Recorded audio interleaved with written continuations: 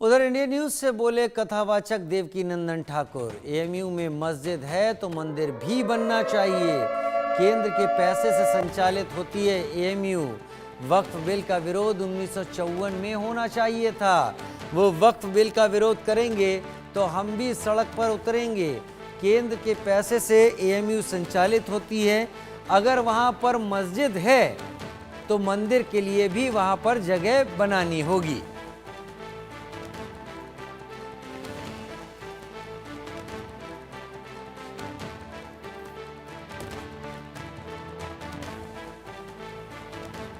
कथावाचक देवकीनंदन ठाकुर से India news ने खास बातचीत की। इस मौके पर देवकीनंदन ठाकुर ने कई मुद्दों पर अपनी बात रखी। उन्होंने क्या कुछ कहा, सुनिए।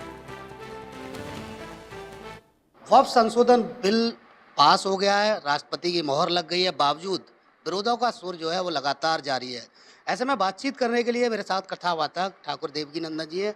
सर, वक्फ संशोधन बिल पर मोहर लग गई, राष्ट्रपति की मोहर लग गई, विरोधों का जो सुर है देश में वो लगातार जारी है।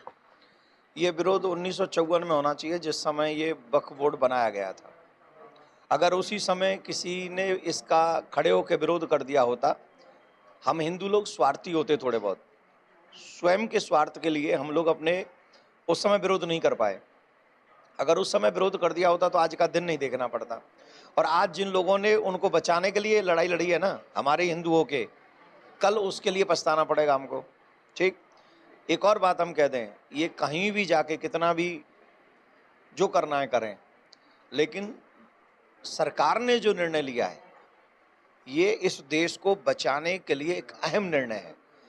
ये कहाँ होता है कि कब्जा भी तुम करो, कोर्ट भी तुम्हारा ही, जज भी तुम्हारा ही, वकील भी तुम्हारा ही, निर्णय भी तुम्हारा ही।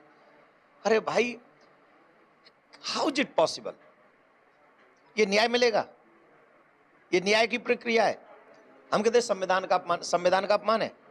मैं उन्हीं के कब्जे में, मैं उन्हीं के घर में जाके मैं कब्जा कर लूं और मेरा ही फिर कोर्ट बनाओ, मेरा ही फिर वकील खड़ा करो, मेरा ही जज हो, तो ये न्याय होगा? पागल समझते हैं हम सबको क्या? और जब संविधान लोकसभा में, एक राज्यसभा में बिल पास हो गया, राष्ट्रपति ने सिग्नेचर कर दिया, तो अब जो संविधान की हत्या, जो कह रहे हैं संविधान की हत्या, उसी संविधान ने उससे निर्णय कर दिया, फिर अब क्यों अब संविधान का अपमान कर रहे हैं? कहने का अभिप्राय है, अगर वो सभा में गए हैं तो सभा में पास, कोर्ट में जाएंगे तो कोर्ट में भी जज साहब पूरी बात समझेंगे, और आगे जहां वो सड़क पे जाएंगे तो सड़क पे हम हिंदू मौन व्रत थोड़ी, नवरात्रे हो गए हमारे पूरे, सड़क पे आएंगे, हम सड़क पे आएंगे जहां वो आएंगे। एक मौलाना है, वो खुली धमकी दे रहे हैं कि हालात 1947 जैसे होंगे। कोई बात नहीं, 1947 में भी क्या हुआ था, और वो मौलाना ही आ जाए सबसे पहले, देख लें इन्हीं की मौलाना जी की देख लें प्रोग्राम क्या है, आके बताएं तो सही करना क्या चाहते हैं। संविधान को मानते तो मौलाना साहब ने 47 में संविधान था क्या? अब संविधान की हत्या कौन कर रहा है? मौलाना जी कर रहे हैं कि हम कर रहे हैं? बोलो। खुली धमकी दे रहे हैं वो देश के 100 करोड़ हिंदुओं को, 100 करोड़ हिंदुओं को धमकी दे रहे हैं। क्या इसके ऊपर कार्रवाई नहीं होनी चाहिए? जो लोग ऐसी कार्रवाई आज देशद्रोह के विषय में ऐसे जो विषय बोल रहे हैं देश के खिलाफ, कड़ी कार्रवाई होनी चाहिए उनके खिलाफ। पश्चिम बंगाल के हालात देखने को मिल रहे हैं, हिंदुओं की शोभा यात्रा निकल रही है, वहाँ हिंदुओं पर हमले हो रहे हैं खुल के। यही हम लोगों के लिए सोचनीय विषय है, और हम लोगों को ममता बनर्जी से पूछना चाहिए, आपने हिंदू माँ के कोख से जन्म लिया है, और सनातन धर्म की यात्रा पर अगर पत्थर बरसते हैं तो हो सकता है यहाँ तो आप टीवी चैनलों पे कुछ भी बोल दें, भगवान के आगे इसका जवाब नहीं दे पाएंगे आप, और भगवान जवाब मांगेगा, देना पड़ेगा। You must have to give the answer. कौन देगा आपको? कोई नहीं दे पाएगा। और आप उस समय धर्मो हतो हतोहंति, आप धर्म की हत्या कर रही हैं तो एक दिन धर्म आपकी हत्या कर देगा, इसमें कोई संशय नहीं। आज जिस कुर्सी के बल पे आप अभिमान कर रहे हैं ना, ये कुर्सी ज्यादा दिन नहीं रहेगी। सर, मेरा लास्ट सवाल है, अलीगढ़ मुस्लिम यूनिवर्सिटी में 4000 से ज़्यादा हिंदू लड़के तालीम हासिल करते हैं।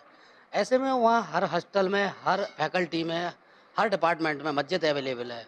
हिंदू छात्र मांग कर रहे हैं और तमाम जो मुस्लिम धर्मगुरु हैं उन्होंने भी इसको लेकर पत्र लिखा है एएमयू वीसी को कि एएमयू में कैंपस में एक मंदिर बनना चाहिए, जो कि कई किलोमीटर के दायरे में कैंपस है और हिंदू छात्रों को पूजा अर्चना करने के लिए काफ़ी दूर जाना पड़ता है। संविधान सबके लिए बराबर अधिकार देता है, और अगर बराबर का अधिकार है तो वहाँ पर भी अगर मस्जिद है तो कैंपस सरकार का है, किसी व्यक्ति का तो है नहीं। भाई मुझे जो पता है, जितना as far as my knowledge, वो कैंपस गवर्नमेंट का है, सेंट्रल गवर्नमेंट का, और सेंट्रल गवर्नमेंट सिर्फ मस्जिद बनवाए और मंदिर न बनने दे, या तो सब हटा दो या सब बना दो। तो मैं तो ये कहूँगा कि वहाँ भी बन जाएगा तो मंदिर बन जाएगा तो हम भी कभी दर्शन करने चले जाएंगे, कभी रामायण का उपदेश हम भी दिया आया करेंगे, अच्छा ही होगा। धन्यवाद। तो ये कथावाचक ठाकुर देवकीनंदन जी थे, उन्होंने सीधे तौर पर कहा है कि अलीगढ़ मुस्लिम यूनिवर्सिटी में जिस तरीके से मस्जिद है, मंदिर भी बनना चाहिए। अलीगढ़ से इंडिया न्यूज़ के लिए प्रमोद कुमार। उधर दिल्ली से आज एक बड़ी खबर सामने आई है। मयूर विहार